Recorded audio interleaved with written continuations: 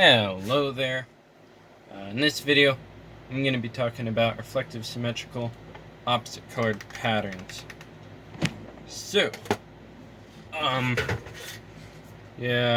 of course, if you're a bit familiar with my earlier works, you may remember me being a little bit negative about it, I guess, to put it nicely. What was it? Yeah. One thing, yeah, and so, one thing I guess I have to, as an excuse, I guess, is because I actually made one just before then on my 12 by 12 for like the first time, and yeah, so to be honest, it can be a bit repetitive and tricky. I don't know. I'd say it's kind of like about as hard as solving one of these big cubes, and plus a little bit more tricky, seeing that you would be new to it. But anyways, good news is you probably don't have such a big one, so it shouldn't be too bad. Yeah, you might want to start off on something smaller, like an 8 by 8. What else is there? Yeah. Anyways, I guess I should explain a bit about how it works. So, something else too about this is that, what is it? Yeah, so, if you remember, like, part 4, I believe, I was talking about, I was all excited, with the double patterns. I was all excited about how the back edge doesn't have to be reflective symmetrical anymore. Well, I'm kind of throwing that out the window here because even the front edges have to be reflective symmetrical, and the back. And all the corners have to be the same color as well. Something to remember there. Although I will say there, yeah, I'll get to that in a bit. As for odd cubes, though, it's a little bit more of a challenge too, and the middlemost pieces also have to be the same color, and so in this case they're all yellow. But if I were to make one of them white, then the rest would also have to be white. So something to consider there. And also the middle piece has to be the same as the corner. So if you're planning out an opposite colored pattern, something to keep in mind there. And now with that said, I also wanted to mention about prime patterns. I hope you remember about prime patterns from my first part. If I said it clearly enough, I'm gonna make this. So a prime pattern is where you have this pattern in the center of the center pieces, like so, but the very most edges are untouched. Alright?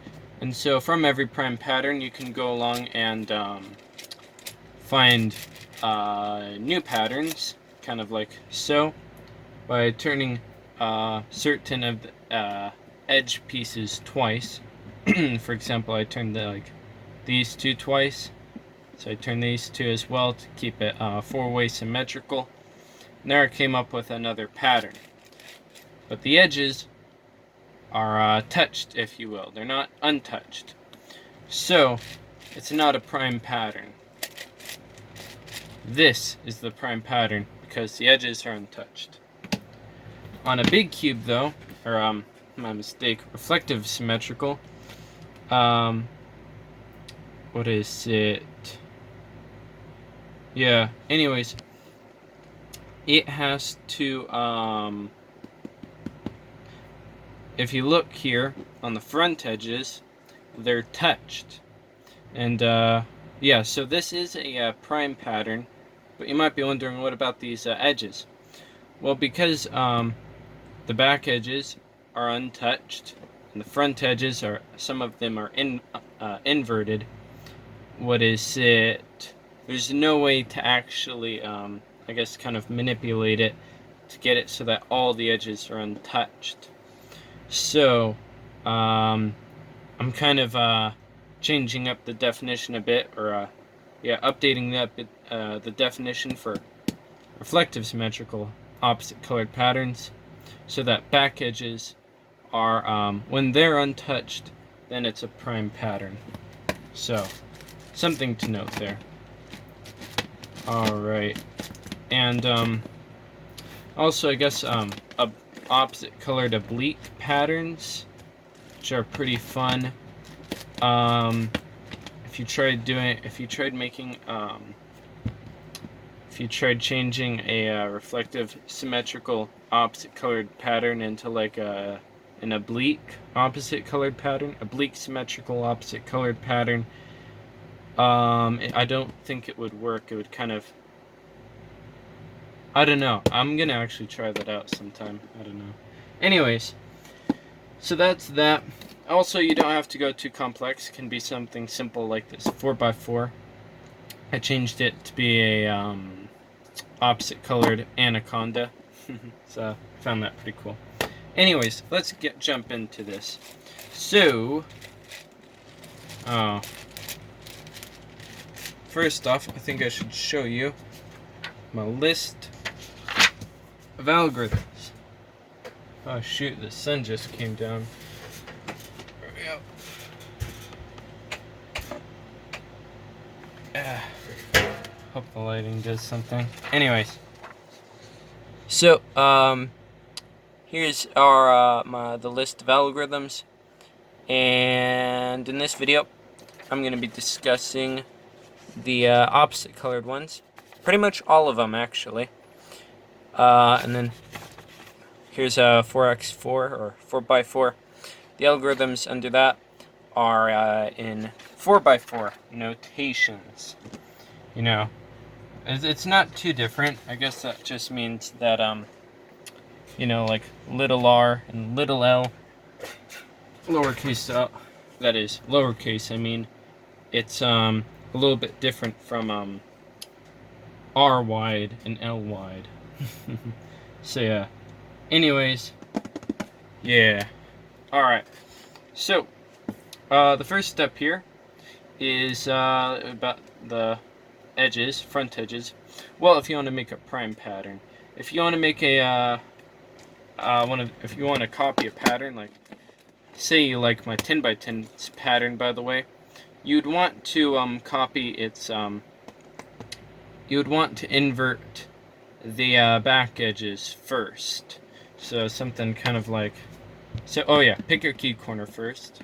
Here's my key corner I like working with, and then you invert the back edges. So like so, I just inverted the back edges. Of course, oh, and make sure you turn the, I don't know what you call that. The equator, yeah, alright. And so now, of course you, invert it a bit in the center, and the, front edges. That's not really too much to worry about. You can, resolve all that so that you really do only have the, back edges inverted. But yeah, and how you do that, well, I guess you can apply, I'm gonna show you just now. Yeah, anyways, alright, but if you don't need that, or if you're not, you just want to learn something, then we'll just jump into prime patterns. And so that starts off with front edges, and of course you keep the corner at the top right. Yeah, it's kind of like the home grip and home base for the cube. Something else I also forgot to mention. Sorry.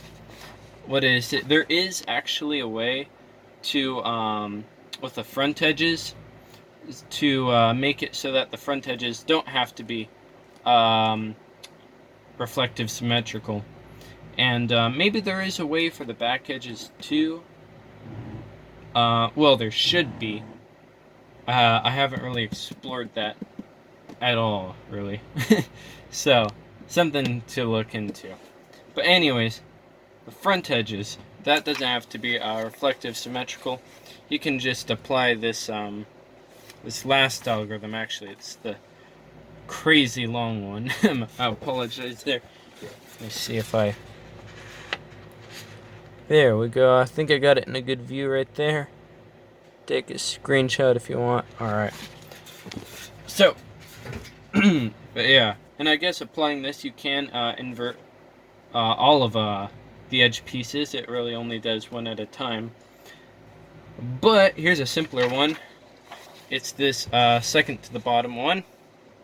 I hope you can see that pretty clearly. Ends with B2, starts with L2. So this is how it goes. I'm actually going to do this on the 4x4. So 1 second. Alright, there we go. There we go. Okay, so this is how the algorithm works.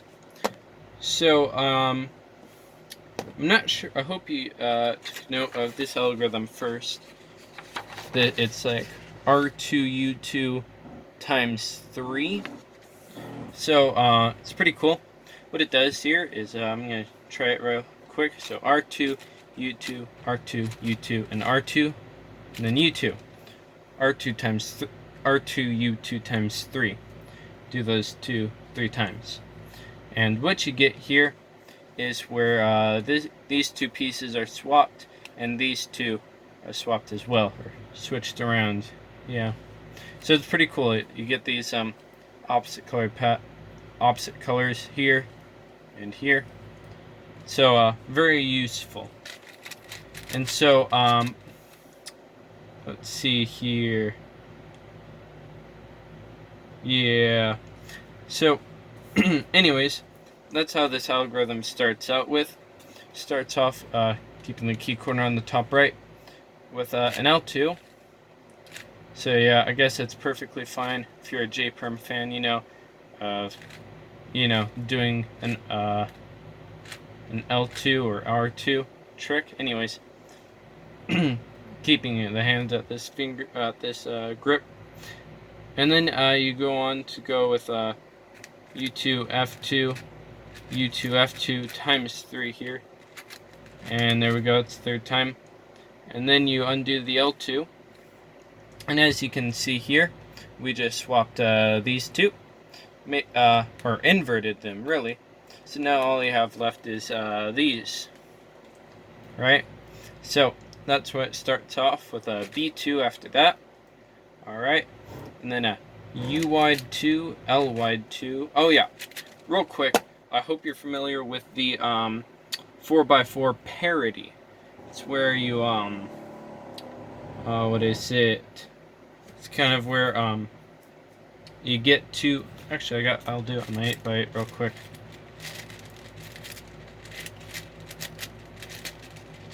All right, here we go. So it's kind of when you get one of these switched, right?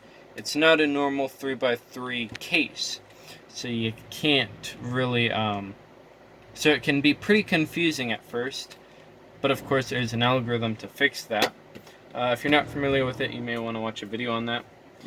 But yeah, anyways, and so that's what I'm going to do here. You do a B2 here, getting the two next to each other, and then swapping it with the edge swapping algorithm, which goes with U2, L wide 2, U2.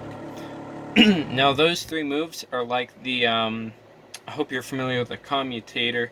It's like a setup move for the commutator. And now here's the, I guess the core move, the key moves for the commutator. And little L2. Yeah. And then you undo those moves. And then undo the B2 move. And there we inverted the front edges. Alright. With an odd cube, with a odd cube, with a 8x8, like so, or any bigger cubes than 4x4. What is it? You can apply this algorithm in some ways. So, like for example, this R2U2 algorithm. I'm actually going to do this real quick. Alright, here we go. Or U2F2, really. once you have these inverted, you can actually invert some in the middle as well. So I'm going to do this L2 again. And now that, say for example, we wanted just these 4 parts, I mean 2 parts, I guess, 4 pieces really. So that would mean that we'd have to invert. Yeah, so we inverted all this, and now you just have to invert this piece now. How you can do that is kind of continue to treat it like a 3x3, like so, making these pieces kind of like the middle slices. And by doing that, you go on with a U2 F2, like so, to F2, 3 edges, or yeah, 3 layers here, moving at a time, and then undoing the L2 move. And as you can see here, although we did invert these 2 pieces as well, the important thing is that now we have what we wanted, these 4 pieces, 4 parts, or I guess 8 pieces total we wanted inverted. And inverting this piece as well, these pieces. So now, with that, we just want to do the, what is it? This part, right? So, and then, so you do the B2, and then you go on with the commutator setup moves, I guess you can say. Alright, but now once you're here, this is why I say call these the key points. On a 4x4, there's only one thing to do here. You can just move that, right? The little L, I guess you can call it 2L. There we go. But on an 8x8, you have 2L, 3L, and 4L. So you can, so you don't have to switch all of them. You can also do certain pieces, like and do remember it does actually keep in mind that it does invert the other side as well. So here I'm doing moving this piece. All right, and then you undo the key setup moves, and there we did this. Although this is weird. I must have made a mistake here. Hold on.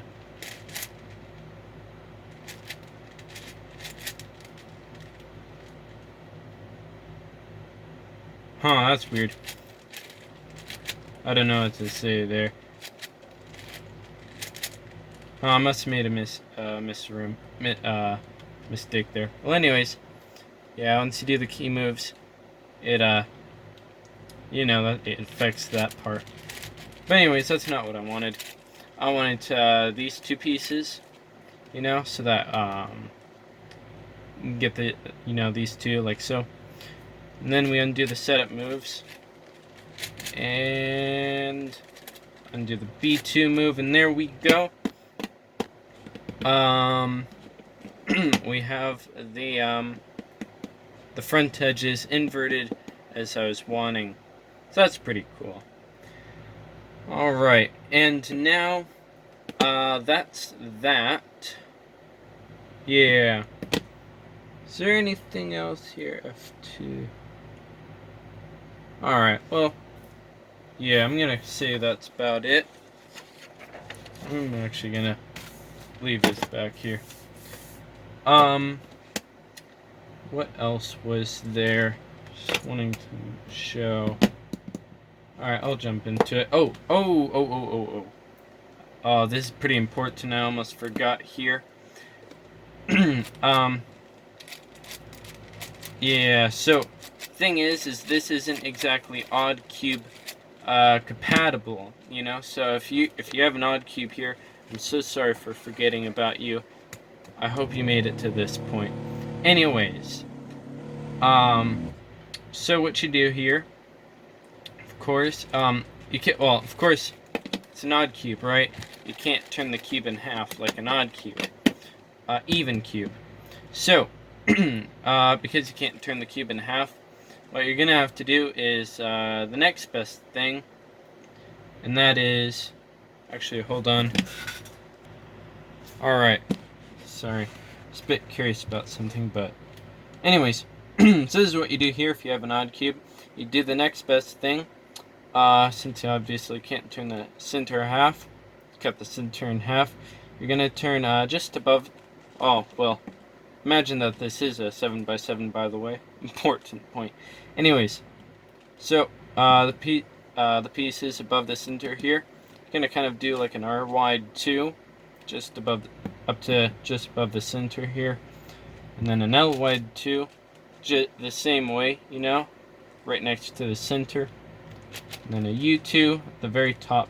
And then from here you can continue on, you know, change the center or the edge from here. And obviously you can't switch what was it? Invert the middle piece here, you know, cutting the center in half. But anyways, I'm gonna kind of do that. And then I'm gonna hit both of them, you know, get what I wanted. And then we undo this, set it moves, undo the B2, and there we go. And there we kind of got the edges how we wanted it. Thing is with the odd cubes, is you'll get, in this case I inverted 2 of these, so it inverts these 2 pieces, like so. And the thing is it's kind of how do I put it, like a pain? I don't know.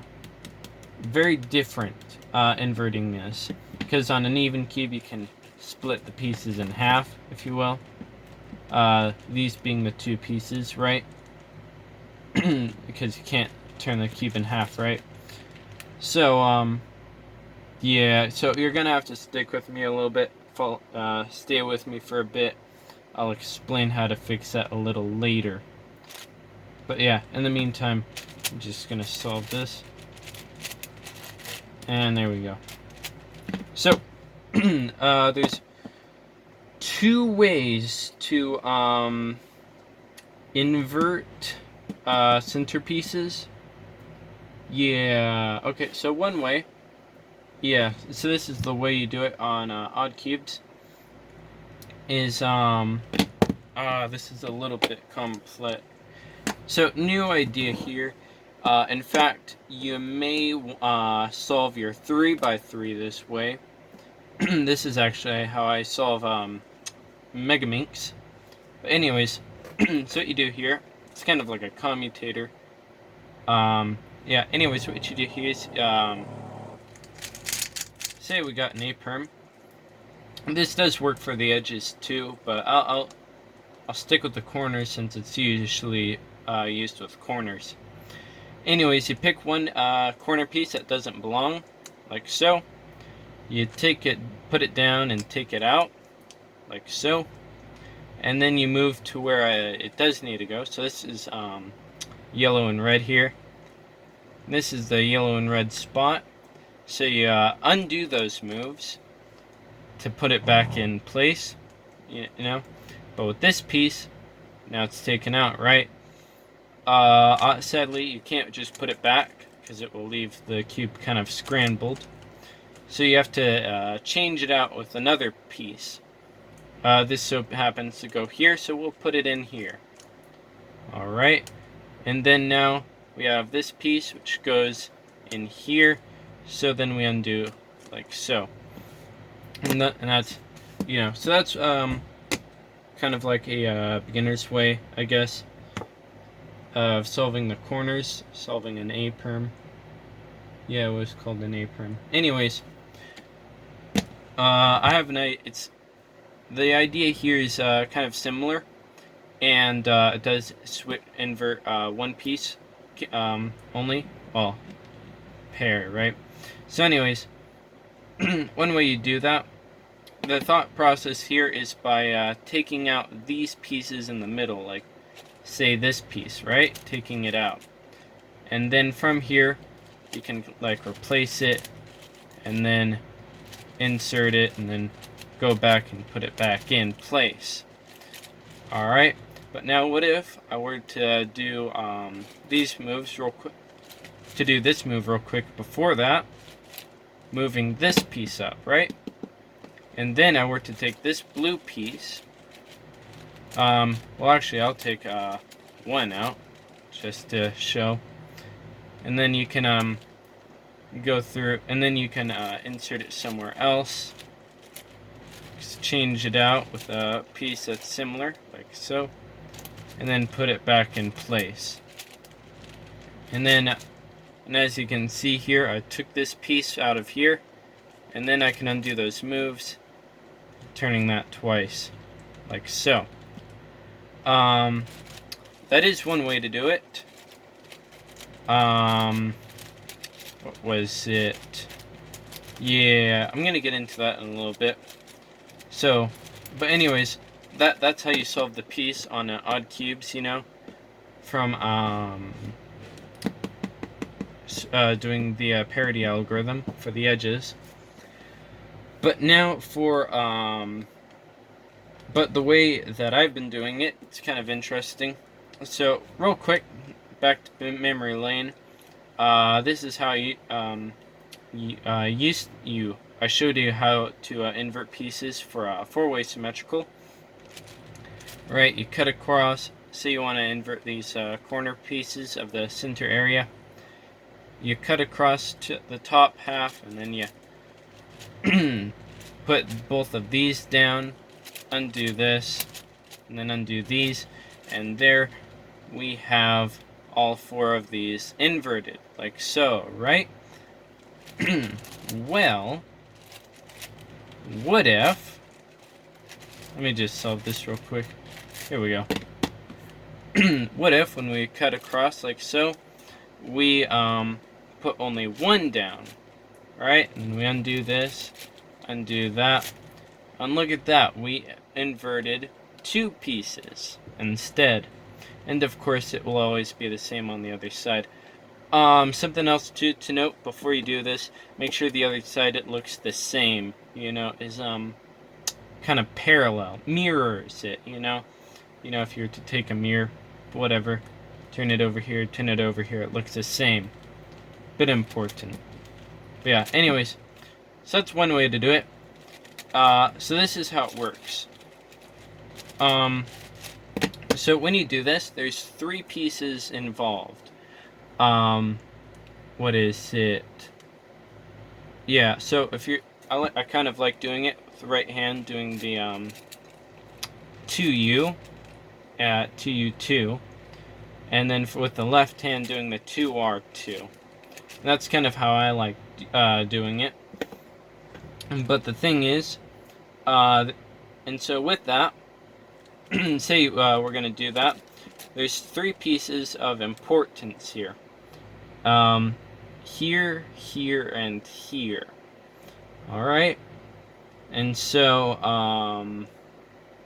yeah. I'm not... Yeah, so I hope you recognize the pattern there. But anyways, yeah, so if you want to invert two pieces, what you're going to do, say you want to invert these two, you do a 2U first, cutting across only one. If you want them up here, you do a 2R2 first, and that will get them out here. So I'm going to put them on the top here, like so, and they're inverted. But now, if you want to uninvert them, you know, but fix this, you may think to do a 2R2 first, but as it turns out, you actually want to do a 2U2, hitting both the points, and that way, it'll solve that. But now, if you have something like this, as you can see here, all four of them are inverted.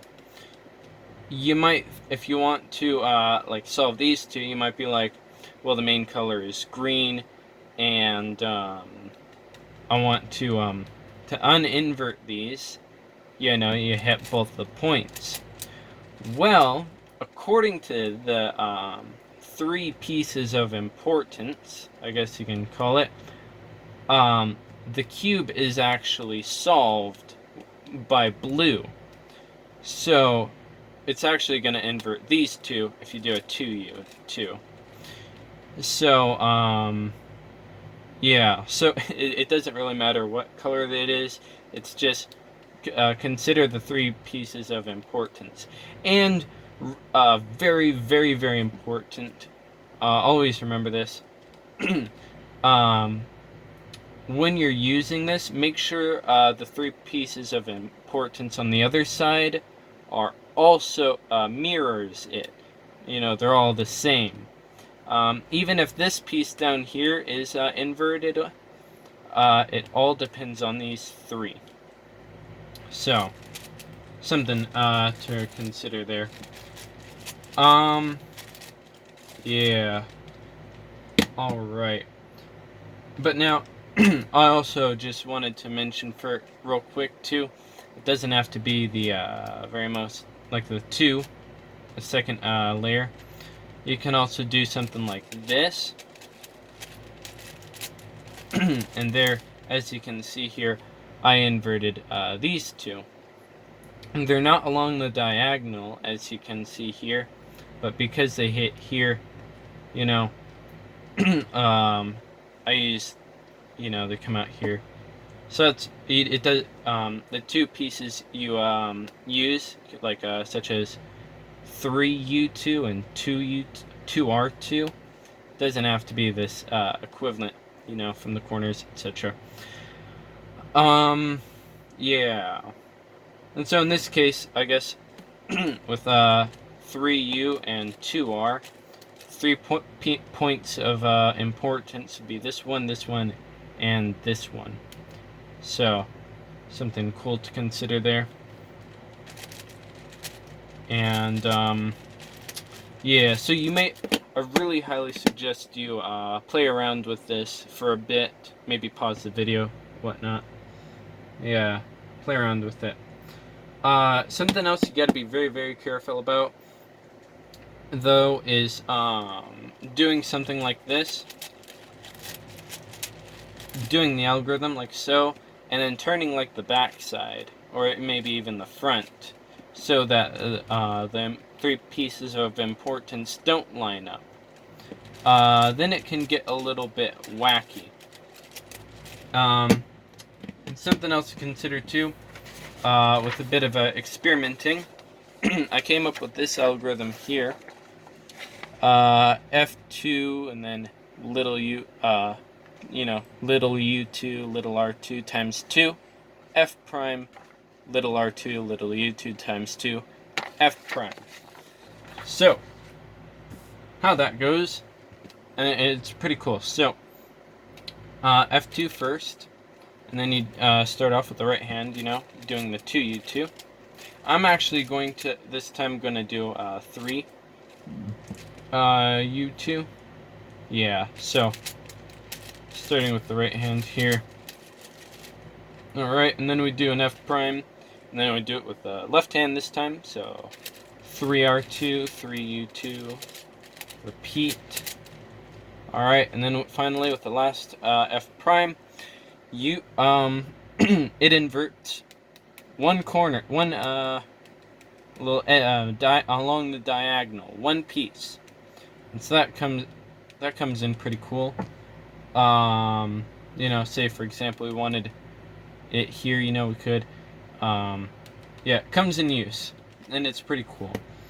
Also, it doesn't have to be just one piece. You can also make this whole box thing. In fact, I'm actually be careful. I was thinking about swapping these two, but as it turns out, I think it doesn't exactly swap this piece with this piece and this piece and so on. It actually like takes this green piece and puts it here, and like this blue piece and puts it here. So it's a little bit different in that way. So be careful about that. And because of that, if you do the algorithm again, it will not solve it. It will kind of put your inverted piece somewhere else on the side, and Yeah, it's a little bit more confusing. So, make sure you do the algorithm backwards before, if you want to uninvert those pieces. Alright. Oops. And another F. And there we go. By doing the algorithm backwards, solved it. So that's cool. Something else too, I was thinking about it, and I was like, you know how you start out with the right hand first and then the left hand, and then you do the left hand and right hand. Well, what if you did it all with the left hand? So, FU2, and then instead of a 3U2, you do it, start it out with a 3R2, 3U2, so on, F prime, and again you repeat that, 3R2, 3U2, and there it actually inverts all three of the pieces of importance here, really. And of course it's the same on the other side. And so I thought that was pretty cool.